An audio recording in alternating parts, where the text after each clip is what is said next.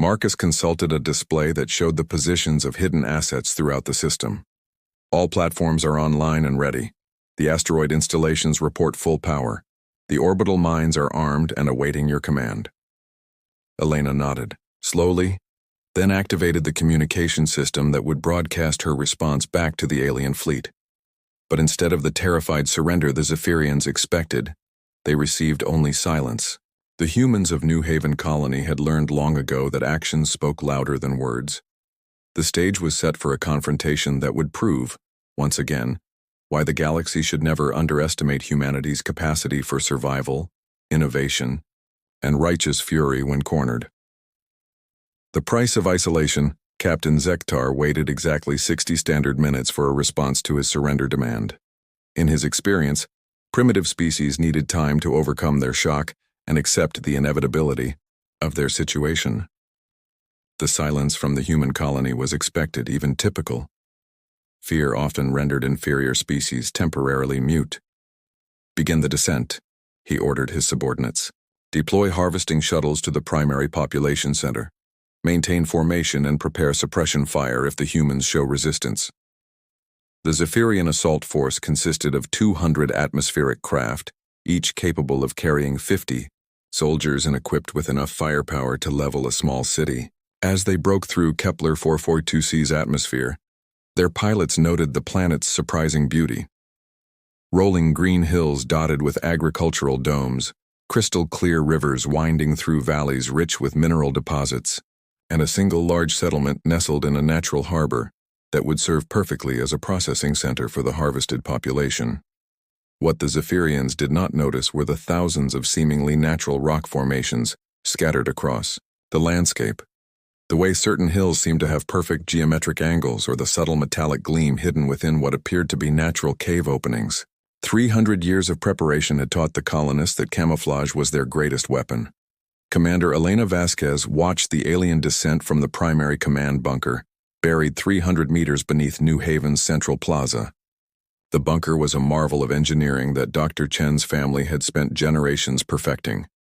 Its walls were lined with metamaterials that made it invisible to most scanning technologies, while its processing power exceeded anything found on most galactic capital ships. "Marcus, activation sequence on my mark," Elena said calmly, her fingers poised over a simple red button that belied the complexity of the systems it would trigger.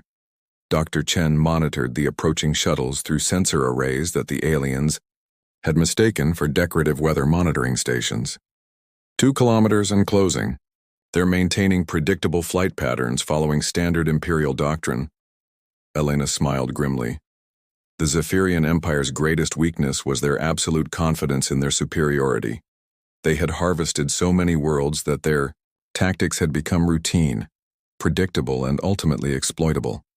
The colonists of New Haven had studied every piece of data they could recover about previous Zephyrian attacks, learning from the mistakes of worlds that no longer existed. "Mark," Elena said quietly. The transformation of New Haven Colony was breathtaking in its scope and terrifying in its implications. Across the planet's surface, camouflaged installations shed their disguises like a predator revealing its claws.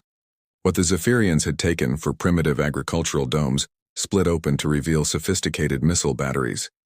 Hills became armored bunkers, bristling with energy weapons. The peaceful rivers were revealed to be carefully engineered channels that directed targets into predetermined kill zones. But the greatest surprise came from space itself. The asteroids that the Zephyrian fleet had dismissed as natural debris suddenly powered up massive engines and weapons systems. For 3 centuries, the colonists had been hollowing out asteroids and converting them into mobile weapons platforms, creating a hidden fleet that was now revealing itself with devastating effect. The first salvo from the asteroid platform struck the Zephyrian fleet with the force of miniature suns. Weapons that had been designed by human engineers who understood that they might never receive reinforcements, upgrades, or replacement parts. Every system was built to be maintained indefinitely, to hit harder than expected, and to function in ways that alien tactical computers couldn't predict. Zektar watched in horror as his supposedly invincible fleet began disappearing from his tactical displays. The humans weren't using standard galactic technology at all. Their weapons fired projectiles that changed course mid-flight, energy beams that could penetrate shields by shifting frequency in real time. And most terrifying of all, what appeared to be some form of controlled artificial intelligence that was learning and adapting to Zephyrian countermeasures faster than his computers could process. Impossible, he chittered to his subordinates. These are primitives. Their technology should be centuries behind our own. What Zektar didn't understand was that isolation had been humanity's greatest teacher, with no galactic community to rely on, no standard technologies to import, and no established tactical doctrines to follow. The colonists of New Haven had been forced to innovate. Every problem they encountered required a solution that could be built, maintained, and improved using only the resources available on their world. Dr. Chen monitored the battle from his engineering station, making real-time adjustments to weapons, systems that responded to his commands with the fluid grace of organic beings. The colony's artificial intelligences weren't truly sentient, but they had been trained for 3 centuries on nothing but combat scenarios and defensive strategies. They knew every possible variation of attack and had developed countermeasures for threats that hadn't even been invented yet. Elena, the orbital platforms are reporting total success in the first engagement wave, he reported. Enemy fleet strength reduced by 60%. The remaining ships are attempting to retreat beyond our weapons range. Elena nodded, but her expression remained focused. Phase 2, Marcus. Let's show them what happens when you threaten the EO. Last human colony in the universe. The asteroid platforms that had been concealed throughout the system suddenly revealed their true nature. They weren't just weapons platforms. They were mobile shipyards that had been constructing a fleet for 3 centuries. As Zektar's surviving ships attempted to flee the system, they found their path blocked by vessels that defied every understanding of human technological capabilities. The ships that emerged from the asteroids were unlike anything in galactic civilization. They were organic in appearance but clearly artificial, flowing and adaptive in ways that suggested a fundamental understanding of physics that most species had never achieved. Their hulls seemed to shift and change in response to incoming fire. Their weapons fired ammunition that appeared to be custom manufactured in real time for each specific target. Ambassador Thesara, monitoring the situation from her command ship that had finally reached the edge of the system, watched the battle with a mixture of awe and terror. The human colony that had been presumed dead for 3 centuries wasn't just surviving. It was demonstrating technological capabilities that surpassed most galactic civilizations. How is this possible? She whispered to Veltar, who was frantically trying to make sense of the sensor readings. Ambassador, I believe we have been operating under a fundamental misunderstanding about human development. The communications officer replied. We assumed that isolation would weaken them, make them vulnerable. Instead, it appears to have concentrated their innovative capabilities to an extraordinary degree. The final phase of the battle was less a military engagement than a demonstration of overwhelming superiority. The ships that emerged from New Haven's hidden fleet didn't just destroy the remaining Zephyrian vessels, they captured them. Boarding actions were carried out by humans in advanced powered armor that allowed them to survive in space without ships, equipment that could adapt to any environment in real time. Within 6 hours of the first shot being fired, the entire Zephyrian invasion force had been eliminated or captured. More importantly, the humans had seized every piece of technology, every database, and every communication device the aliens possessed. The Forgotten Colony. The Deep Space Monitoring Station at Proxima Relay picked up the signal on a routine Tuesday morning. What started as background static slowly resolved into something that made Communications Officer Veltar's 3 hearts skip a beat. The transmission was old, ancient by galactic standards, carrying the distinctive harmonic signature of human technology. Ambassador Thesara, you need to see this immediately, Veltar called out, his scaled fingers dancing across the control interface. The draconian officer's usually steady voice carried an edge of excitement that drew attention from across the bridge. Ambassador Thesara glided over on her serpentine lower body, her 6 arms moving in the ritualistic greeting gesture her species always performed before examining important data. As the Galactic Council's primary liaison for human affairs, She had spent decades studying the scattered colonies and settlements that humanity had established across their small corner of the galaxy. "What have you found, Veltar?" she asked, her translator converting her hissing native tongue into standard galactic common. The transmission crackled through the speakers, distorted by centuries of travel through the cosmic void. "This is new. Haven Colony, Kepler 442c system. Day 1247 since the solar storm. Our long-range communications are still down. Food stores holding steady. Population maintaining at 50,000. We continue to watch the skies and prepare for whatever may come. New Haven endures." Thaisara's usually composed expression shifted to one of profound concern. New Haven Colony. She searched her vast memory banks enhanced by cybernetic implants that stored the entirety of galactic historical records. The match appeared almost instantly, and what she found sent chills down her serpentine spine. "Veltar, run a deep scan on the transmission's origin point. Cross-reference with historical colonization records from the pre-contact period." Her voice carried the weight of growing realization. The data that appeared on the main screen painted a troubling picture. New Haven Colony had been established 347 years ago, during humanity's first major expansion wave. The colony ship Endeavour had carried 50,000 volunteers to establish a self-sufficient settlement on Kepler 442c, a world rich in rare minerals and perfectly situated for agricultural development. But then came the Great Solar Storm of 2387, a cosmic event that had disrupted communications across 17 star systems for nearly 6 months. When the interference finally cleared, New Haven Colony had gone silent. For 3 centuries they had been presumed lost, another tragic footnote in humanity's dangerous expansion into the unknown. "They've been alone out there for 300 years, Thaisara whispered, her voice filled with a mixture of awe and horror. "Cut off from all human contact, believing themselves to be the last of their kind." Veltar's claws clicked nervously against his console. "Ambassador, there's something else. Long-range sensors are detecting movement in the Zephyrian territories. Multiple battle fleets heading toward the Outer Rim systems." The Zephyrian Empire was a parasitic civilization that had plagued the galaxy for millennia. They were not conquerors in the traditional sense, but rather harvesters. They would descend upon worlds with smaller populations, strip them of resources, and take the inhabitants as slave labor for their massive industrial complexes. Their preference was always for isolated, defenseless targets.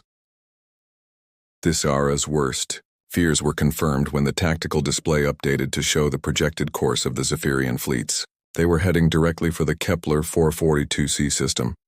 "How long until the Zephyrians reach New Haven?" she asked, though she dreaded the answer. "Based on their current trajectory and speed, approximately 72 hours, Veltar replied grimly. Theo, Ambassador immediately activated the emergency communication protocols, sending priority alerts to every human settlement and military installation within 50 light-years. But the mathematics were brutal. The nearest human battle group was stationed at Terra Nova, 4 days away at maximum burn. Even if they departed immediately, they would arrive to find nothing but empty space and harvested ruins.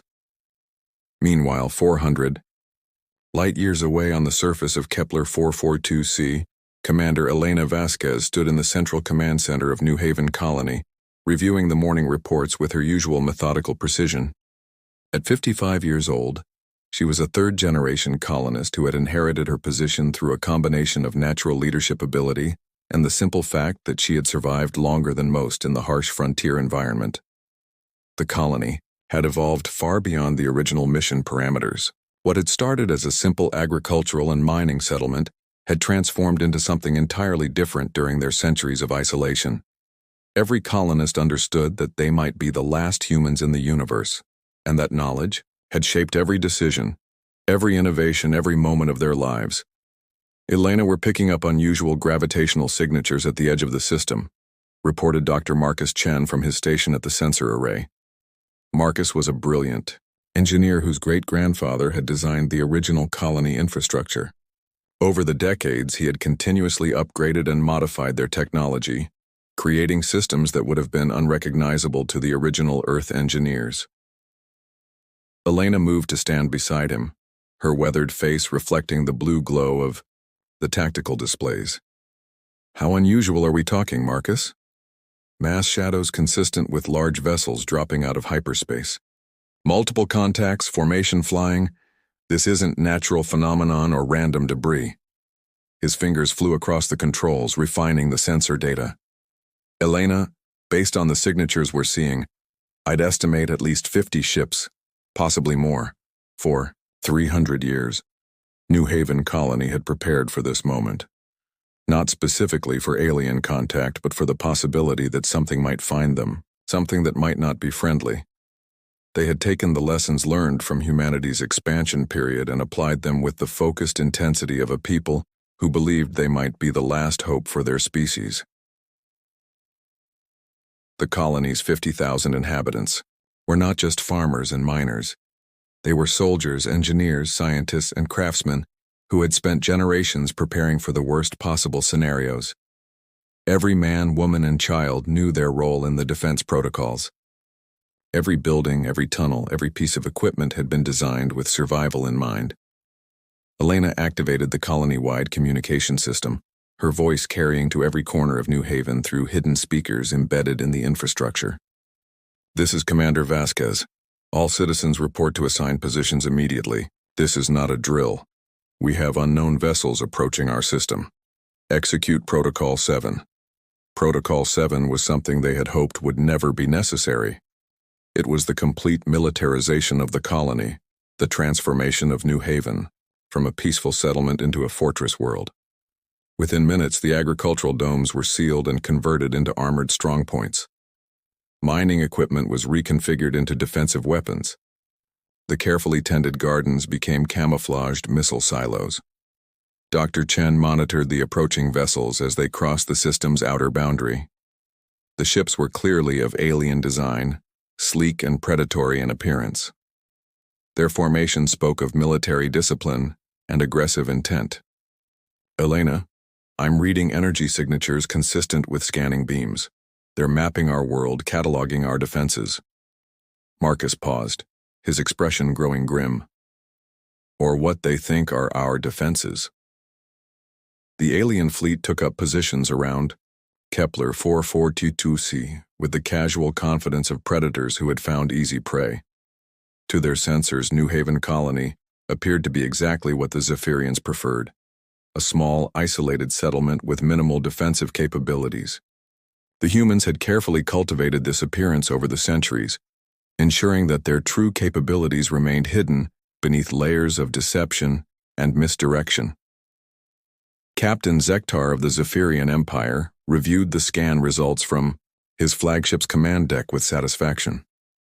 The world below contained exactly what his species required: a moderate population of workers, abundant natural resources, and pathetically weak defenses.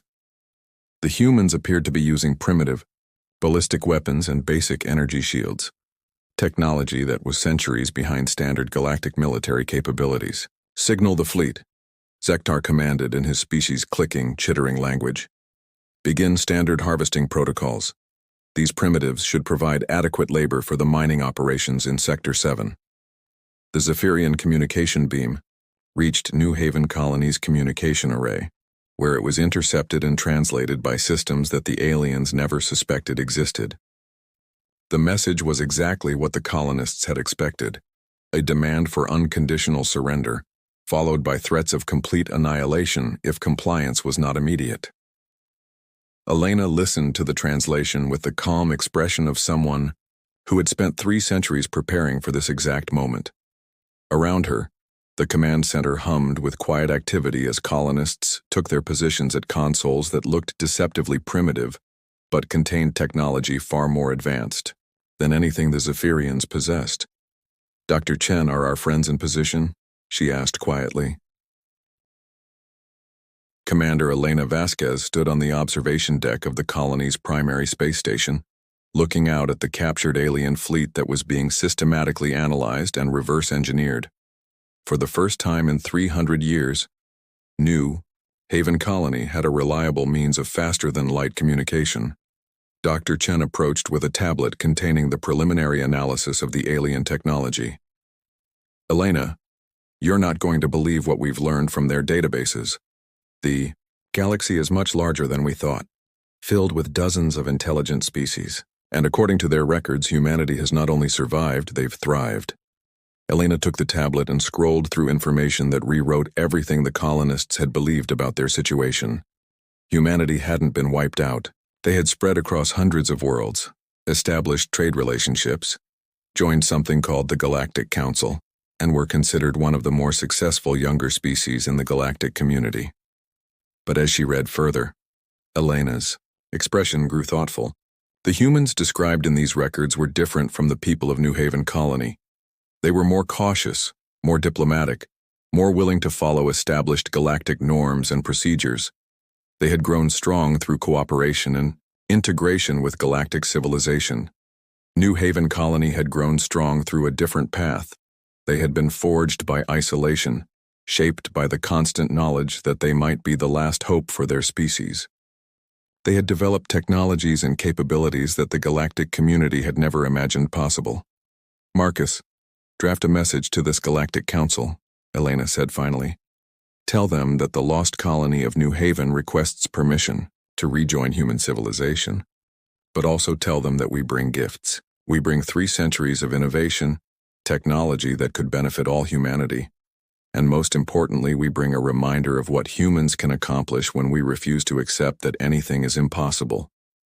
As the message was transmitted across the galaxy, carrying the news that a lost human colony had not only survived but had single-handedly eliminated one of the galaxy's most feared threats, a new chapter in human expansion was about to begin. The quiet, isolated colonists of New Haven had proven once again that humanity's greatest strength wasn't their technology or their weapons, but their absolute refusal to give up, no matter how dark the circumstances became. The galaxy was about to learn that there were many different ways to be human, and that perhaps the most dangerous humans of all were the ones who had been left alone long enough to imagine what was truly possible.